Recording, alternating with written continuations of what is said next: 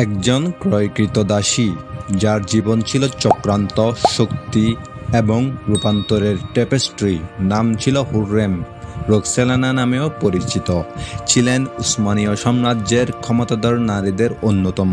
কিন্তু যেই সাম্রাজ্য এশিয়া, ইউরোপ, আফ্রিকা নিয়ন্ত্রণ করেছিল, তা কিভাবে হুররেমের উচ্চাকাঙ্ক্ষার কারণে ধ্বংসের দিকে ধাবিত হয় এবং হুররেমের পরিণতি কেমন ছিল, তা আমাদের চ্যানেলের আজকের পর্বে আপনাদের জানাবো। আসসালামু আলাইকুম প্রিয় দর্শক, যারা আমাদের ভিডিওতে লাইক দেননি তারা লাইক দিয়ে সাথে থাকুন। হুররেম পোল্যান্ডের রাজবংশের অংশ রোহাতিন শহরে 1504 সালের দিকে জন্মগ্রহণ করে।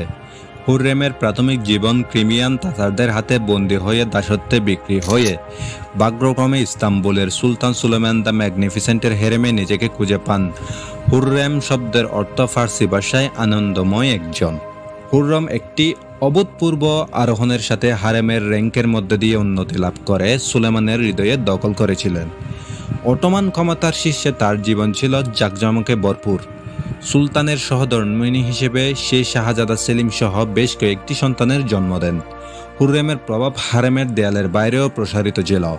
তিনি ছিলেন একজন কূটনৈতিক সংবাদদাতা, স্থাপত্যের পৃষ্ঠপোষক এবং সাম্রাজ্যের রাজনীতিতে একজন গুরুত্বপূর্ণ ব্যক্তিত্ব। তবুও হুররেম সুলতানের জীবনের শেষ অধ্যায়টি অতীতের কুয়াশায় আবৃত ছিল। ইউক্রেনীয় দাসী থেকে উসমানীয় রাজ্যের সবচেয়ে শক্তিশালী মহিলা হয়ে ওঠার যাত্রায় হেরেমের শেষ দিনগুলোতে অতিবাহিত হয়েছিল হুররেমের।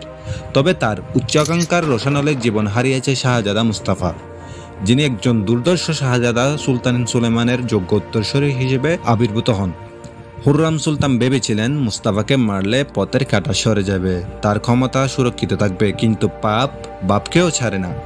মুস্তাফার মৃত্যুর কষ্টের কয়েক মাস পরেই মারা যান শাহজাদা জাহাঙ্গীর। আর যে মিথ্যা অভিযোগে মুস্তাফাকে হত্যা করা হয়, সেই অভিযোগেই পরবর্তীতে হত্যা করা হয় হুররেমের ছেলে শাহজাদা বায়েজিদকে তার বড় ভাই শাহজাদা সেলিমের আদেশে। প্রায় সকল তুর্কি ঐতিহাসিক বিশ্বাস করেন শাহজাদা মুস্তাফা সুলতান মুস্তাফা হলে উসমানীয়দের ইতিহাস আরও সমৃদ্ধ হতো। ইতিহাসের পাতায় রন্ধ্রে রন্ধ্রে সুলতান মুস্তাফার জয়োল্লাসের কথা লেখা থাকত সন্ন্যাক করে। হুররেম তার উচ্চাকাঙ্ক্ষাকে প্রচণ্ডভাবে ভালোবাসত এবং ক্ষমতার জন্য অধ্যবসায়ীভাবে লড়াই করত এবং সাম্রাজ্যের একটি অমার্জনীয় চিহ্ন রেখেছিল। তিনি 15 এপ্রিল 1558 সালে প্রায় 53-56 বছর বয়সে তোপকাপি প্রাসাদে সীমানার মধ্যে মারা যান। ষড়যন্ত্রের ফিসফিসের মতো তার মৃত্যুর কারণ অজানা রয়ে গেছে। প্রায়শই তাকে ঘিরে ইতিহাস প্রেমীদের মনে রহস্যময় প্রশ্ন জাগে। আজকের ভিডিও থেকে আমরা জানতে পারি, ক্ষমতা দীর্ঘস্থায়ী নয়, ন্যায় ও নীতি দীর্ঘস্থায়ী। তো বন্ধুরা, আজকের ভিডিওটি আপনাদের কেমন লাগলো অবশ্যই আমাকে কমেন্ট করে জানাবেন। আর হ্যাঁ, যারা আমাদের চ্যানেলে নতুন তারা অবশ্যই সাবস্ক্রাইব করে পাশে থাকবেন। আশা করি আপনারা ভিডিওটি ভরপুর লাইক এবং শেয়ার করবেন। আল্লাহ হাফেজ।